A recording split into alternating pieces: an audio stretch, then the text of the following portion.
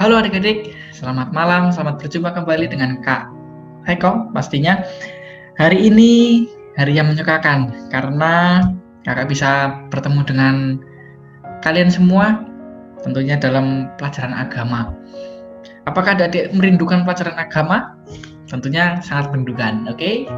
Pada malam hari ini kita akan memulai pelajaran, tapi sebelumnya adik-adik gimana kita bersama-sama bersekutu dalam doa. Mari kita berdoa bersama-sama dan marilah kita mengambil sikap untuk berdoa. Allah Bapa di surga, Allah yang Maha Kasih, Bapa yang penuh murah, pada kesempatan malam hari ini kami semua bersama-sama dengan anak-anak-Mu, baik yang saat ini jauh tidak kami ketahui satu persatu, tapi kami bersama-sama bersekutu dalam persekutuan agama. Bapa di surga, kami mohon perlindungan-Mu, kami mohon penyertaan-Mu sepanjang kami belajar agama pada kesempatan malam hari ini. Lindungilah kami dari awal hingga akhir, dan berikanlah kami tenaga, kemampuan untuk kami dapat mengerti, memahami apa yang telah kami sediakan bersama-sama. Bapa di surga, kami juga teringat pada saudara-saudara kami, adik-adik kami yang saat ini tidak bisa bergabung bersama-sama dengan kami, tapi kami juga mohon Bapa, bagi mereka yang sakit, Engkau sembuhkanlah. Mereka yang saat ini sedang dalam kesusahan, kesedihan, Bapa hiburlah mereka, agar mereka juga dapat mengalami sukacita bersama dengan kami, dan dapat memperoleh pelajaran seperti biasa, bersama-sama dengan kami dengan penuh sukacita. Kini dengarlah doa kami Bapa, semua kami mohon dalam nama Tuhan Yesus, Juru Selamat kami, dan kekasih. Amin. Adik-adikku yang kekasih, sangat berbahagia kakak bisa hadir di tengah-tengah kalian. Hari ini kita ingin belajar bahwa di mana dalam judul Tuhan Yesus membangkitkan orang mati. Hal ini merupakan sesuatu hal yang sangatlah langka adik-adik, di mana tidak semua orang bisa memiliki kuasa ini. Kita tahu bahwa Tuhan Yesus banyak melakukan mukjizat. Dari awal di sana dikatakan Tuhan Yesus dapat mengubah air menjadi anggur. Tuhan Yesus dapat menyembuhkan orang sakit, dan masih banyak lagi mukjizat-mukjizat Tuhan Yesus. Pada kali ini kita ingin belajar bahwa sikap Tuhan Yesus Kristus, kuasa ilahinya yang dapat kita pelajari bersama-sama. Namun sebelumnya marilah kita tonton dulu video bagaimana pada kala itu Tuhan Yesus membangkitkan orang yang sudah mati.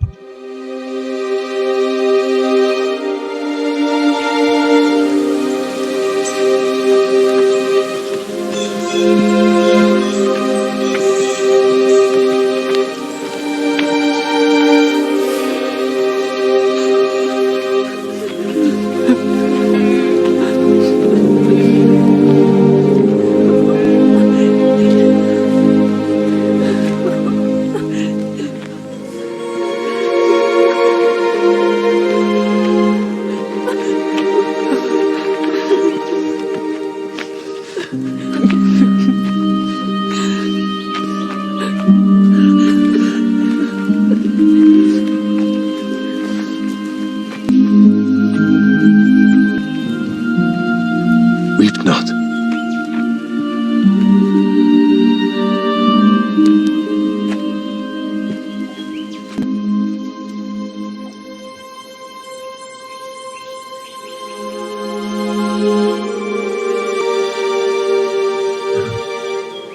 Young man, I say unto thee, arise.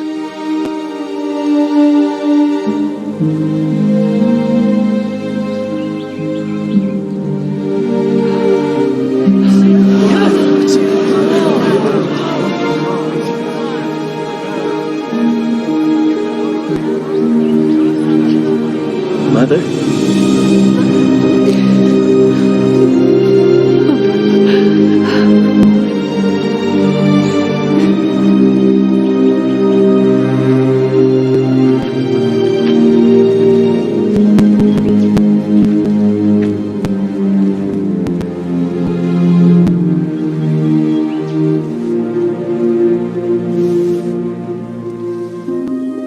A great prophet is risen up among us. God hath visited his people.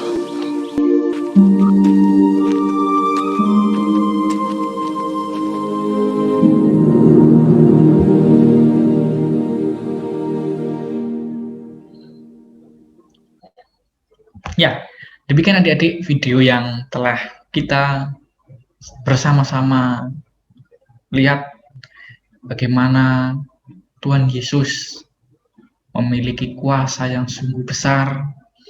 Tuhan Yesus memiliki kuasa yang tidak semua orang memiliki hal tersebut. Adik-adik yang kekasih, di mana Tuhan Yesus pada waktu dalam perjalanannya melihat seorang anak laki-laki yang telah meninggal. Kita dapat mengambil kesimpulan dari video di atas, adik-adik yang kekasih, di mana ketika orang akan bersedih apabila ditinggal oleh orang yang dia kasihi. Seorang ibu yang telah ditinggalkan oleh anaknya, anak satu-satunya, kemudian dia meninggal. Tentulah hati seorang ibu akan merasa sedih, adik-adik yang kasih. Tetapi dengan kepercayaannya, pada waktu Tuhan Yesus datang, pada waktu Tuhan Yesus hadir, kemudian Tuhan Yesus membangkitkan yang telah meninggal, dibangkitkan oleh Kristus.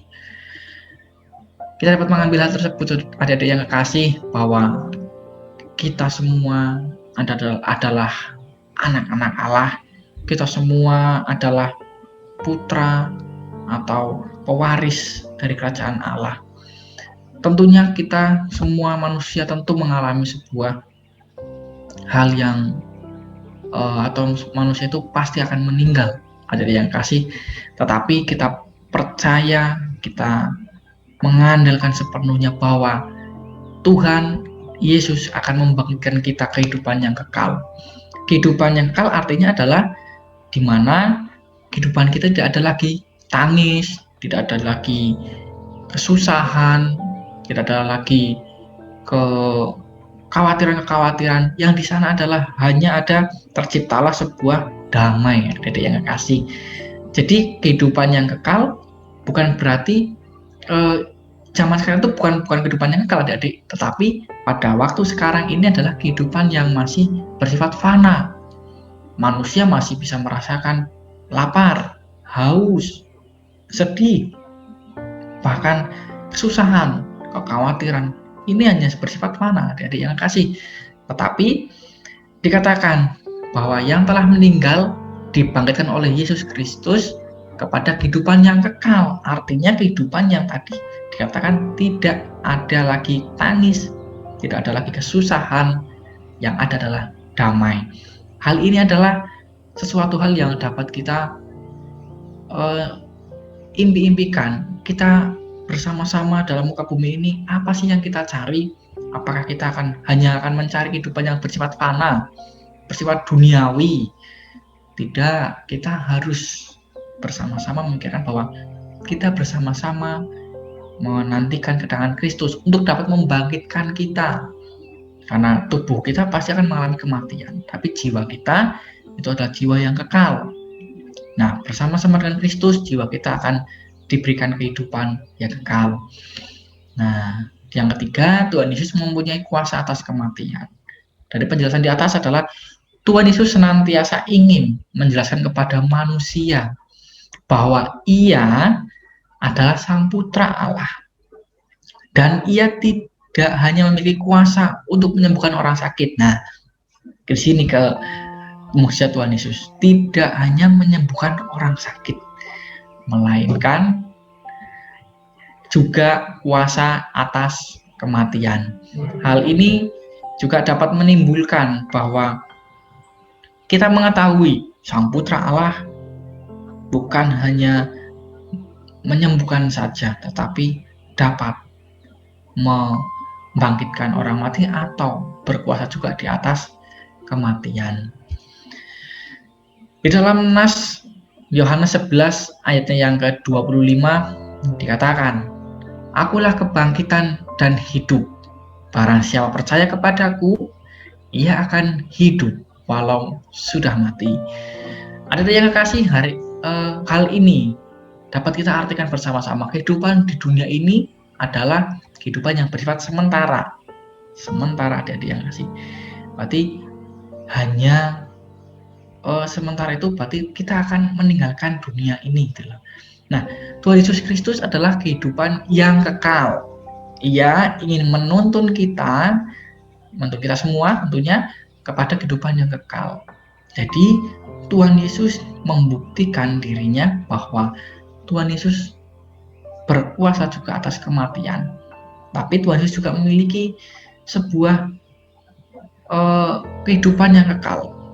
Dengan demikian, kita sebagai anak-anak Allah, kita sebagai pengikut Kristus juga akan dibawa kehidupan yang kekal.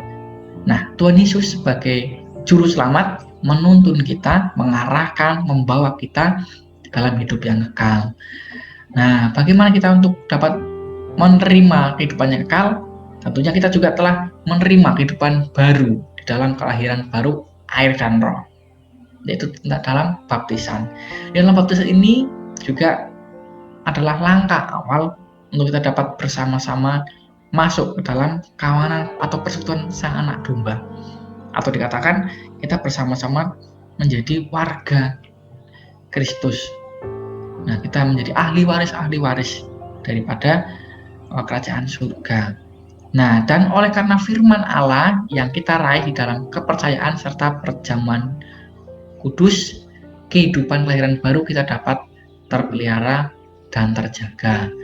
Setelah kita mendapatkan sebuah baptisan dengan air dan roh, kita juga dipelihara, dirawat oleh Allah melalui apa? Jadi melalui firman dan perjamuan kudus. Karena dengan firman kita dapat dikuatkan, kita dapat diajar, kita dapat tuntun. Ketika kita mendapatkan firman tentang apa yang baik menurut Allah, itu perkataan Allah melalui firman-firmannya. Dan kita sebagai sebagai umat-umat Allah, anak-anak Kristus tentunya, kita meraih yang namanya perjamuan kudus. Perjamuan kudus adalah pelembagaan antara tubuh dan darah Kristus. Sehingga ketika adik-adik dan kakak juga menikmati perjamuan kudus, itu Tuhan hadir di dalam diri adik-adik dan kakak. Jadi ketika Tuhan Yesus sudah ada dalam diri engkau dan saya, itu juga dapat menimbulkan sesuatu kesukaan. Serta dikatakan kita dapat terpelihara dan terjaga.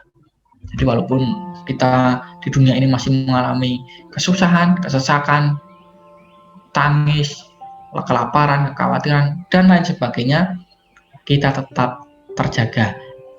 Kasih Tuhan Yesus Kristus tetap ada untuk engkau dan saya, dan di mana kita boleh mengalami sebuah hal yang tidak mengenakan, Tuhan tidak pernah meninggalkan engkau.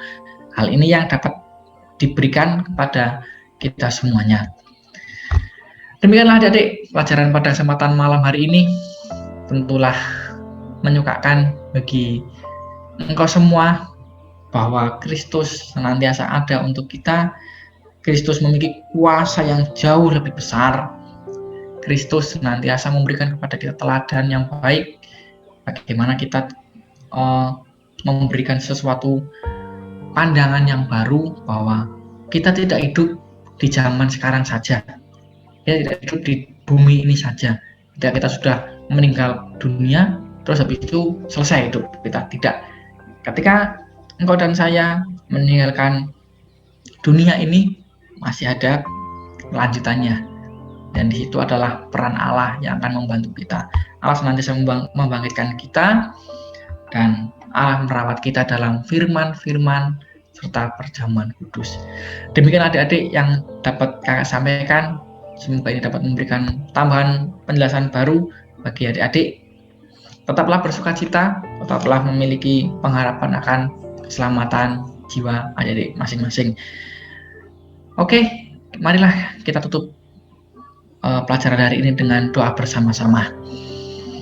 Allah Bapa di surga, Allah yang Maha Kasih, Allah yang penuh murah, pada kesempatan malam hari ini kami mengucapkan syukur, terima kasih Bapa, Engkau telah melindungi kami dari awal hingga akhir, dan kini kami telah selesai dengan apa yang dapat kami pelajari, dapat menimbulkan sukacita, pengetahuan yang baru bagi kami semua, agar apa yang kami terima dapat menimbulkan suatu sukacita yang baru. Bapa di surga, kami juga akan kembali ke aktivitas kami. Mohon lindungilah kami, berikanlah kami kesehatan. Jauhkanlah kami dari tangan-tangan yang tidak bertanggung jawab, bahkan serta hal-hal yang tidak kami inginkan, termasuk bencana alam yang semakin hari semakin banyak. Biarkanlah kami dapat bersama-sama mengalami sukacita dalam kehidupan kami selanjutnya. Bapa di surga, kami juga mohon bagi adik-adik kami yang saat ini sedang mengalami tes, ujian, ataupun belajar baik via online dan sebagainya. Kami mohon berkatilah mereka, berikanlah semangat, kecerdasan, kepandaian, agar mereka dapat mengalami prestasi yang baik dalam studinya. Terima kasih Bapa, semoga mohon dalam nama Tuhan Yesus. Amin. Ya adik-adik, kuaturkan selamat malam, sampai berjumpa kembali di pelajaran berikutnya. Selamat malam.